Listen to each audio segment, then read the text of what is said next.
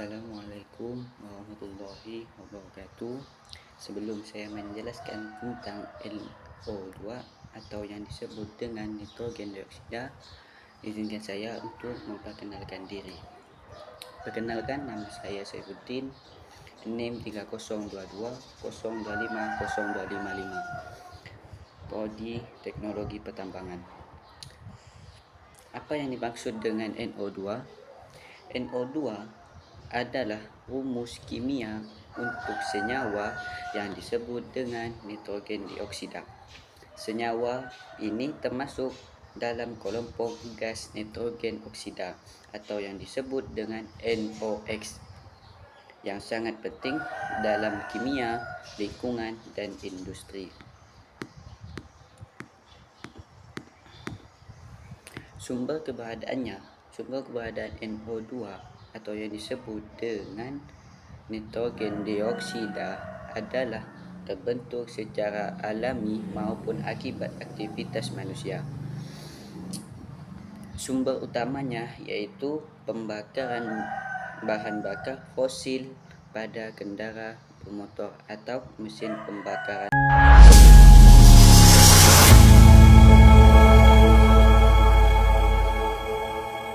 alam. Proses pembakaran dibangkit listrik dan industri. Penggunaan mesin yang suhunya tinggi menyebabkan nitrogen dan oksigen di udara bereaksi membentuk NO2 atau yang disebut dengan nitrogen dioksida. Dampaknya dan pengaruhnya jika terhirup pada manusia dapat mengiritasi saluran pernapasan pada manusia, menyebabkan batuk, sesak napas, dan masalah paru-paru. Paparan jangka panjang dapat meningkatkan risiko infeksi saluran pernapasan.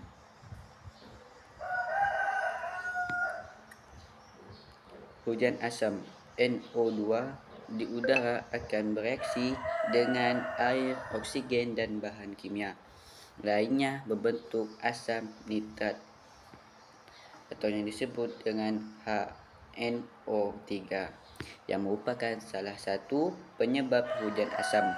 Hujan asam dapat merusak tanaman, bangunan, dan mengubah keasaman tanah serta air.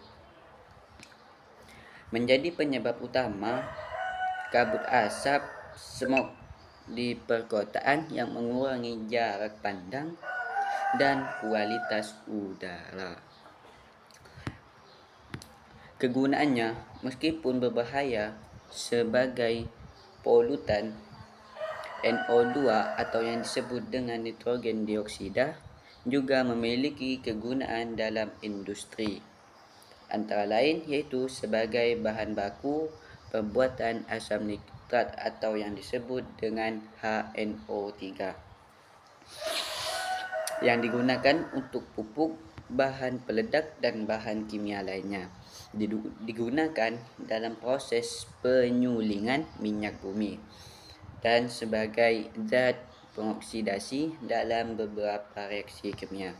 Kesimpulannya, kimia NO2 atau yang disebut dengan nitrogen dioksida adalah gas berwarna coklat kemerahan yang sangat relatif dan beracun. Ia terbentuk terutama dari pembakaran bahan bakar, menjadi penyebab utama polusi udara dan hujan asam, namun juga merupakan bahan penting dalam industri kimia untuk membuat asam nitrat dan produksi lainnya.